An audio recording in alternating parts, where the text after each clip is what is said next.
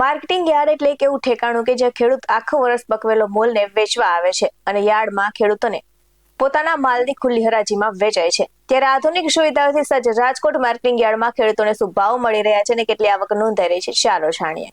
નમસ્કાર દર્શક મિત્રો, BS9 TV ન્યૂઝમાં આપની સાથે હું છું નેહા પટેલ।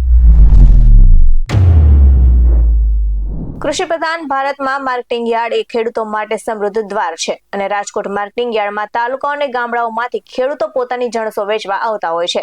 ત્યારે સિઝનેબલ પાકો માર્કેટિંગ યાર્ડમાં ઠલવાય છે અને પૂર બહારમાં જણસોની આવક જોવા મળી હતી। તો આ સાથે જ ટુકડા ઘઉંની 3000 ક્વિન્ટલ આવક સાથે ખેડૂતોને ટુકડા ઘઉંનો ભાવ 425 થી લઈને 530 મળ્યો હતો અને આ સાથે જ લોકવન ઘઉંની 1400 ક્વિન્ટલ આવક નોંધાઈ હતી અને લોકવન ઘઉંનો ભાવ 410 થી લઈને 500 રૂપિયા સુધી બોલાયો હતો।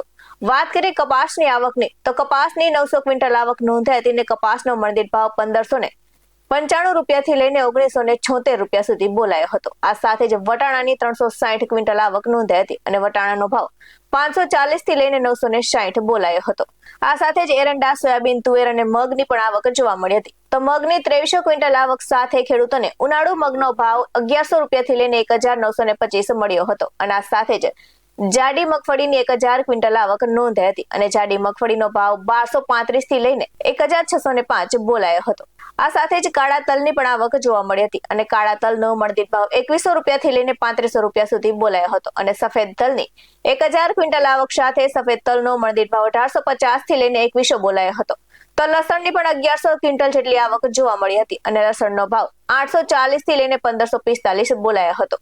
વાત કરીએ શાકભાજીની આવકની અને શાકભાજીના ભાવની તો હાલ લીંબુના ભાવ આસમાને જોવા મળ્યા છે, ત્યારે બટાકા સહિતના શાકભાજીની પણ આવક જોવા મળી હતી અને યાર્ડમાં કાચી કેરી એટલે કે ખાખડી વેચવા આવતા ખેડૂતોને પણ સારા ભાવ મળ્યા હતા અને ખેડૂતોને રીંગણનો ભાવ 103 રૂપિયાથી લઈને 208 રૂપિયા મળ્યો હતો, જ્યારે ટામેટાની આવક સાથે ટામેટાનો ભાવ 488 થી લઈને 710 બોલાયો હતો। તો આ સાથે જ વેલા પર થતા શાકભાજીની પણ આવક જોવા મળી હતી અને તુરિયાનો ભાવ 259 થી લઈને 435 રહ્યો હતો, તો કારેલાનો ભાવ 151 થી લઈને 246 બોલાયો હતો। આ સાથે જ રાજકોટ માર્કેટિંગ યાર્ડમાં ખેડૂતોને પૂરતા પ્રમાણમાં ભાવ મળતા હોવાથી ખેડૂતો વહેલી સવારથી જ પોતાની જણસો શાકભાજી માલ લઈને પહોંચ્યા હતા અને યાર્ડમાં મેળો જામ્યો હોય તેવો માહોલ જોવા મળ્યો હતો। આ સાથે છે સરદાર વલ્લભભાઈ પટેલ મુખ્ય માર્કેટિંગ યાર્ડની આજના ભાવની વાત કરીએ તો કપાસ બીટીનો ભાવ 1595 થી લઈને 1976 રહ્યો હતો, તો બાજીનો ભાવ 370 થી લઈને 518 બોલાયો હતો અને વટાણાનો ભાવ 540 થી લઈને 960 રહ્યો હતો, તો એરંડાનો ભાવ 1140 થી લઈને 1288 રહ્યો હતો અને આ સાથે જ દાણાનો ભાવ 2250 થી લઈને 2480 બોલાયો હતો।